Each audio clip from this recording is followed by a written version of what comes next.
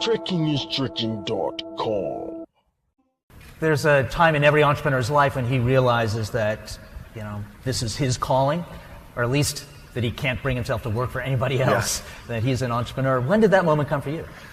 I had a job out of college working for a bank for a short period of time, Mellon Bank, and I decided to, well, first, it might have been Inc. magazine, this is way back when, but there was an article about changing something in how you deduct how you save Social Security from employees' paychecks. And I literally hadn't been working there for 3 weeks.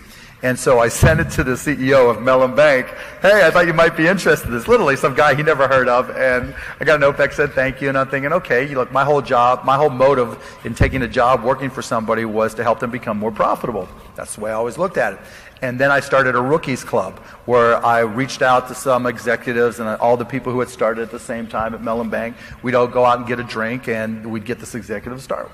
And I didn't like run it through my boss or anything. And so my boss at the time calls me in and said, "You're doing this." I said, "Yeah," thinking he's going to say, "Great." He just starts screaming at me and reaming me. "How could you do this? You go everything through me. You work for me."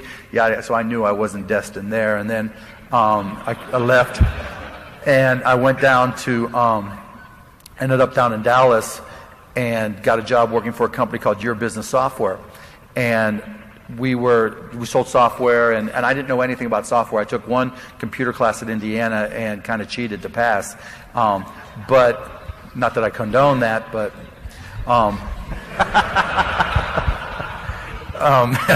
and so I had a customer, and I'd stay up all night reading. I figured, you know, computers were new, and technology was new, this technology was new, so nobody had a head start on me because it was changing so rapidly like it is today that if I just put in the time, I can learn as much as anybody else. And so I taught myself, I'd stay up late reading software manuals, taught myself different little simple programming languages, and kept on getting bigger and bigger and better and better, but it was at a retail store. And one of my responsibilities was to come in, sweep the floor, wipe down the windows, and open the store. And I had a customer who wanted me to come out there and close a deal. And it was a $15,000 deal, $1,500 commission to me. Told my boss, he said, "No, you need to be there to open the store." And I made the executive decision that I was going to go get the check, because you know, I was living 6 guys in a 3-bedroom apartment, sleeping on the floor, and this check meant I could like not use the same Holiday Inn towels with holes in them that I'd stolen, you know.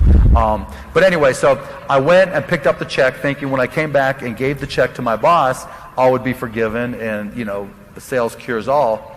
Fired me, and so those back-to-back experiences confirmed what I already knew, that I was a shitty-ass employee, and then I better start my own. TrekkingIsTrekking.com.